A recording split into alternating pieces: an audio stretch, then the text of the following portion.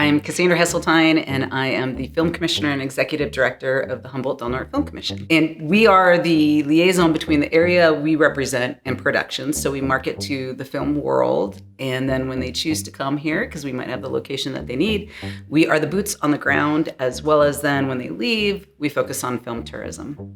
The Forest Moon Festival is one of our projects that we focus on to celebrate that we have the film sites for the Forest Moon of Endor in Star Wars Return of the Jedi. So we're pretty excited to be able to have those bragging rights. It's a pretty big deal to say this is where the Ewoks lived, and to be able to share that with the rest of the world and the Star Wars community. It's pretty exciting. In addition to our festival that we do, we also have what has now turned out to be a permanent installation exhibit that celebrates that as well. And this year's exhibit, we've beefed it up. It's gotten more exciting. It's more immersive. So when you come in, you feel like you're in the Redwoods a little bit more. We've been purchasing and getting items donated that are a little bit more exciting as well, that have to do with Return of the Jedi. Some of the concept art from the gentleman who first came here to draw that for the movie industry, as well as we just purchased some of the storyboards, which is some of the art that's created that it looks like these are the frames that they're going to want to catch. And so it was the original idea and concept of Endor before they filmed Endor.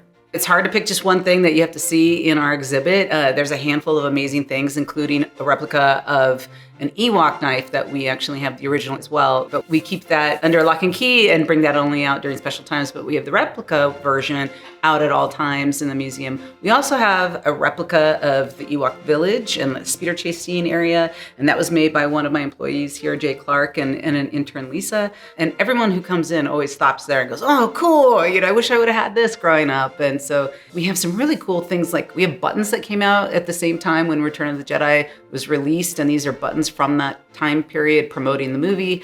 They're still in their package and they still say 19 cents pick and save. So it's kind of fun, to be able to see some of these items that have been around for 40 plus years. It's really interesting because in the community, we see the trees, but I don't think we see the trees the same way as somebody else who comes for a quick visit. When we get tourists that come here and realize that this was the film sites for Endor, they just turn into little kids. It's fantastic, and from what we hear, this is a bucket list event, because usually when you go to some type of Star Wars festival, convention, it's at a convention center with fluorescent lighting, and there is no film sites there, that you can go to. And here, most of the festival takes place outside, and there's so much to do in the area that involves going out into our redwoods so that you feel kind of like you are in Endor everywhere you go. It's really fun to see what the locals do, or even the out-of-towners do. One of our favorite ones is actually a character from Spaceballs, which we thought was really funny. I'm still waiting for some Star Trek people to show up, that will be great. But our volunteer costumers are amazing. They are in these groups through Lucasfilm, and they have what is considered camera ready or film ready. Their wardrobes and costumes are just the same as what you would see in the film. We have a gentleman, Pat, who comes as Darth Vader, and it looks like Darth Vader. It is amazing. So I think people get really excited when they see the stormtrooper walking through, the farmer's market. It's really a fun experience to see these costumes at that level. And there's been a lot of IP rules that we have to protect and make sure that we do, and we totally understand that, they're intellectual property.